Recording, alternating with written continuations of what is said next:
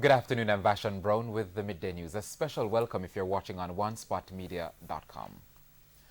Concerns are again being raised about the age of consent in Jamaica. It comes following the recent development over allegations of child marriage at the Kahal Yahweh Church in St. James. The matter was discussed on TVJ's Smile Jamaica on Thursday. Details in this report. Since the lowering of the age of consent to 16 years, there have been calls from many sectors of society for the age to be raised to 18. Currently, the law stipulates that a person at that age can have consensual sex. However, they are not able to vote or consume alcohol legally at that age. Clinical psychologist Georgia Rose says it is even more troubling in relation to the Kahal Yahweh religious sect. She knows that due to Jamaica's law, the allegations of child marriage cannot be prosecuted as our laws allow for consensual sex at the age of 16. It's why she's calling for the age of consent to again be looked at. In no space within our society do we consider 16-year-olds to be adults in any way, shape, manner, or form. Sexual activity brings adult responsibilities. It even causes changes in the brain chemistry of the individual. Why then, if we don't assign social responsibilities associated with adults to 16-year-olds, would we find it okay to say that it's completely permissible to have sex with a 16-year-old? In that regard, she's questioning the reduction in the age of consent. Who is the age of consent protecting? Whose best interest is it? Is it in the best interest of the children, or is it in the best interest of the adults to use it as a loophole to justify them having sex with children 16 years? As it relates to child marriage on the compound, Ms. Rose says there may not be legal grounds to prosecute the members or leadership of the Kahal group. If these are marriages, rituals, I don't know what marriage is in that setting, as alleged. But if the allegations are true and marriages were conducted on the compound, I don't even know if you could prosecute them for it because they wouldn't be legal marriages in terms of the society. So I'm not sure you could even prosecute for that. We are investigating, and I think if you follow the discussion, they want to investigate whether or not these sexual encounters really happen when the child is 16, because it could be that they happened before. So it is an ongoing investigation to ensure, and the marriages, are the parents consenting to the marriages? So all of these things are under investigation. In the meantime, she's calling for better protection of the nation's children. We have a duty and a responsibility to make sure that we have the laws and procedures in place to ensure that whenever there's a suspicion of child abuse or harm in any way, manner, or shape, we can act quite expeditiously. It also means that we need to enact laws that are protective of our children. O'Shane Masters, TVJ News. Meanwhile, Attorney-at-Law Bert Samuels has responded to whether the Kahal group can be charged for alleged acts of child marriage. Speaking with TVJ News, he noted that under the country's Marriage Act, a person between the ages of 18 and 21 can be legally married with parental consent. But when you say child marriage, it may mean you're referring to a person under the age of 16, a girl in particular. And because a girl under the age of 16 cannot consent to sexual intercourse, it will be against the law for there to be a child under the age of 16 who is married. So there will be difficulties for that. The Medical Association of Jamaica, MAJ, is defending the health ministry's handling of the dengue outbreak. The association also said it stands ready to assist the government where necessary in dealing with the public health crisis. TVJ's Shamela Pullen reports. Last week, the Nurses Association of Jamaica called on the Health Ministry to be consistent with its fogging methods in order to reduce the spread of dengue. But President of the Medical Association of Jamaica, MAJ, Dr. Andrew Manning, says while the association understands the serious repercussion dengue is having on affected individuals, it takes more than just fogging to control the spread of the deadly virus. We have found that there are people with dengue now in some hillsides that, well, I mean, you know, as a practitioner, I see a couple of people coming from up in the hills. And usually I don't see people up there who live up there and constantly live in the bush up there having dengue. Well, up in Jacksonville, going up in that area, right? But I've noticed this. According to Professor Winston Davidson, a past president of the MAJ, the difficulty in addressing dengue has to do with Jamaica's current weather pattern. Professor Davidson says it's going to get more difficult for healthcare workers to find, predict, and treat breeding sites for these Aedes aegypti mosquitoes. You know where Professor Silva, my colleague in my school, discovered Aedes aegypti mosquitoes? In the sewer system. No, we have that mosquito doesn't usually go in the sewer system. Usually a different type of mosquito known as the culicines or Culex fatigans will grow there. First, I was shocked to know that it was now seen in pit in the area where you have pit latrines. Meanwhile, Dr. Manning says members of the association continue to do their part to address this public health crisis. He also said the MAJ is willing to assist the government where necessary. We are spreading to our members the guidelines re-managing the patients with dengue. Dengue is, of course, a class 1 notifiable disease. All right? We hold educational sessions trying to refresh our members' knowledge on the management of dengue. And we stand ready as a resource body for the government to check on if they want assistance in managing this outbreak. Shamela Pullen, TVJ News. There's a call this afternoon for better oral health in the Jamaican society.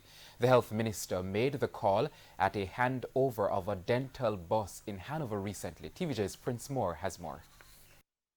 Health Minister Dr. Christopher Tufton says while there has been some improvements over the years, more needs to be done in the country's oral health program. For one, he says the country needs to be looking at preventative measures rather than seeking to cure issues dealing with oral health. He says the country needs to get back to older times when oral health was of vital importance, in that there were even oral health clubs in schools. And tragically, what has replaced it is a kind of curative extremism where man have toothache, man go to dentist, dentist pull tooth or teeth. Indeed, I was horrified once I hosted a dental clinic in my constituency. And there was a man who came there and extracted 5 teeth at the same time. He says something must be done to address the issue, as it can hamper one's prospect. Whether career prospects, marriage prospects, or any other prospects, then when that person open their mouth and smile at you, you're looking straight in the back of their throats. Is that putting it crudely?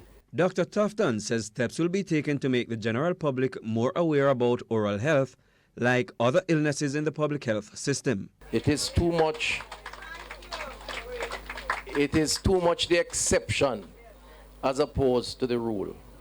And that involves restructuring the overall organizational structure of public health.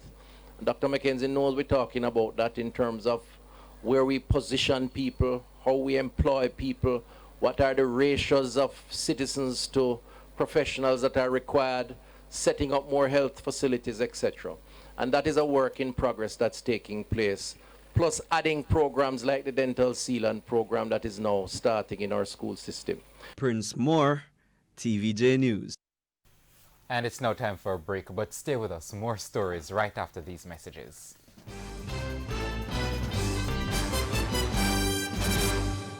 Welcome back. Thank you so much for staying with us. Continuing the news now. Crime in St. Mary has been trending down since the start of the year. That's according to the head of the police in the parish, Superintendent Bobette Morgan Simpson. She says 153 cases of serious and violent crimes were committed in the parish this year compared to 160 last year. According to Superintendent Morgan Simpson, between October to December last year, 30 persons were murdered compared to 16 persons in the same period this year. 75% were domestic related. If we can control our domestic disputes, which we try as much as possible, when we get the threats to warn and when we get the disputes to intervene as quickly as possible before it becomes the ultimate where somebody loses their lives. 85 cases of domestic abuse were reported last year. Of that number, over 60 were sexual offenses, the most frequent being sexual intercourse with minors. There were 15 cases of shooting this year compared to 19 last year. Aggravated assault 24 last year, it stood at 22. As for robberies, Ms. Morgan Simpson says this is the most challenging as wanted criminals from other parishes have found a safe haven in St. Mary. She was speaking at the monthly St. Mary Municipal Corporation meeting on Thursday. Over in St. Elizabeth, residents and business community on Thursday held a forum to discuss the way forward as crime continues to rise in the parish. The parish recorded 18 murders since the start of the year. Member of Parliament for South West St. Elizabeth Floyd Green said representation will be made on behalf of the police in the parish for more equipment. What I would like to see from a Minister of National Security standpoint is a much quicker implementation of the Jamaica Eye in our main town centers. We need it. We need it in Santa Cruz. We need it in Black River. We need it in Junction as a matter of urgency. That is something that I would love to see. We have started some repairs for the police station, and I want to commend the Ministry of National Security. We are seeing that work, and the police, I can tell you, are happy about that. I have to beg for them because they won't beg for themselves. We need a couple more motor vehicles. Mobility is an issue in the parish. We have a massive parish with really difficult terrain. We need some more motor vans if we are really to address getting to these places quickly to address some of the issues that we have. He also encouraged residents to support the police in the fight against crime. Meanwhile, he noted that more cameras are needed across the parish. What I would like to see from a Minister of National Security standpoint is a much quicker implementation of the Jamaica Eye in our main town centers. We need it. We need it in Santa Cruz. We need it in Black River. We need it in Junction as a matter of urgency. There are heightened concerns about the number of checkpoints in Portmore St. Catherine under the state of public emergency. Councillor for the Waterford Division in the Portmore Municipal Corporation, Fenley Douglas, raised the issue at a recent meeting in the area. While it is said that the entire Portmore is under a state of emergency, Chairman, there's only one checkpoint in Portmore, and that is Waterford. Mr. Douglas declared that there are other communities that need far more attention from the security forces. I don't understand the method of crime fighting because I'm still trying to understand why people are dropping like flies in other areas. The checkpoint is still at Waterford while it's the entire Portmore that is under curfew or under a state of emergency. And he also provided the numbers to back up his argument. And when I'm listening, Chairman, to the numbers that are given for serious crimes, I'm hearing Bridgeport 15, Waterford 12, Bridgeport 23, Caymanas 13, Waterford 11.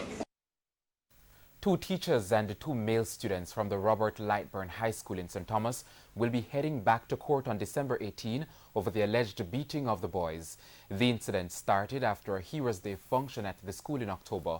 The boys say when it ended, a teacher asked them to pack up the chairs. They say it escalated into a fight with another and his schoolmate joining in.